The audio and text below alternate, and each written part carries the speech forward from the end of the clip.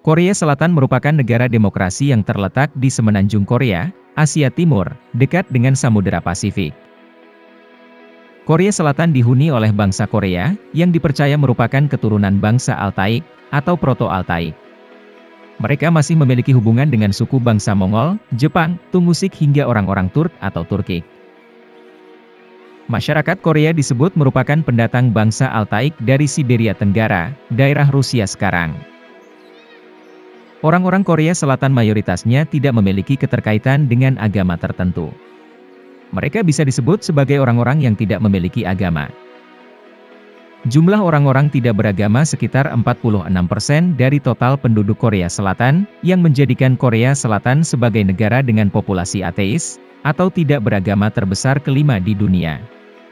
29,4% orang Korea Selatan adalah pemeluk Protestan. 22,9%-nya adalah pemeluk agama Buddha. Sementara pemeluk agama Islam di Korea Selatan, jumlahnya hanya 0,2% dari total penduduk Korea Selatan. Agama Islam adalah agama minoritas di Korea Selatan. Jumlah pemeluk Islam di Korea Selatan diperkirakan sekitar 100.000 sampai 200.000 orang. Sejarah mencatat, orang Korea sudah mengenal Islam sebelum abad ke-9 Masehi. Yaitu saat dinasti Silla berkuasa di tanah Korea. Pada masa itu sudah ada kontak antara orang Korea dengan masyarakat Muslim dari Cina, yang hidup di bawah kekuasaan dinasti Tang. Islam baru masuk ke Korea pada abad ke-9 Masehi, di mana masa itu para pedagang Arab dan Persia, mendatangi semenanjung Korea untuk berdagang. Bahkan disebutkan para pedagang Arab ini sudah membuat pemukiman Arab di tanah Korea. Disebutkan juga, masyarakat Muslim yang menetap di Korea masa itu adalah penganut agama Islam Syiah. Saat dinasti Goryeo berkuasa di semenanjung Korea, hubungan orang Islam dengan Korea semakin dekat. Para pedagang Arab semakin banyak yang memiliki hubungan dagang dengan orang Korea. Apalagi saat dinasti Yuan Mongol menguasai tanah Cina, orang-orang Islam keturunan Arab membantu dinasti Yuan Mongol untuk menjalin hubungan diplomasi dengan dinasti Goryeo.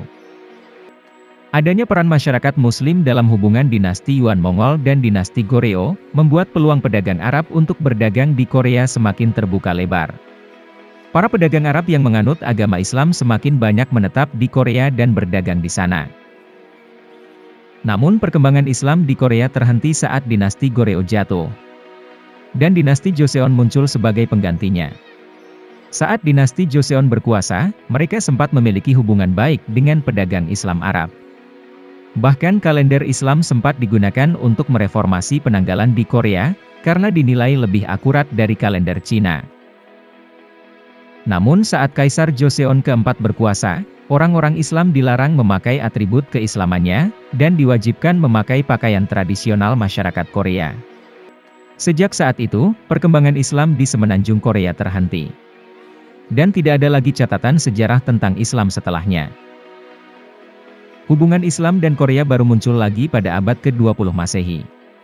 Orang-orang Korea di Manchuria menjalin hubungan baik dengan masyarakat Muslim dari Asia Tengah. Saat Perang Korea pecah, tentara perdamaian PBB dari Turki datang ke Korea. Tentara Turki ini mengajarkan agama Islam di Korea Selatan, dan mendirikan Federasi Muslim Korea pada tahun 1955. Mereka mendakwahkan Islam di Korea Selatan dan mendirikan Masjid Pusat Seoul di Itaewon pada 1976. Sejak saat itu, Islam terus bertahan dan berkembang di Korea Selatan. Di tahun 1990, sudah berdiri sekitar 50 masjid di Korea Selatan, dan sekarang diperkirakan sudah ada 90 masjid yang berdiri di Korea Selatan. Mayoritas masyarakat Muslim di Korea Selatan tinggal di daerah Itaewon. Mereka adalah para pekerja imigran, mahasiswa dan pengusaha Muslim yang bekerja di Korea Selatan. Mayoritas dari mereka berasal dari Pakistan, Bangladesh dan Indonesia. Korea Selatan pun sekarang juga ramah terhadap Muslim.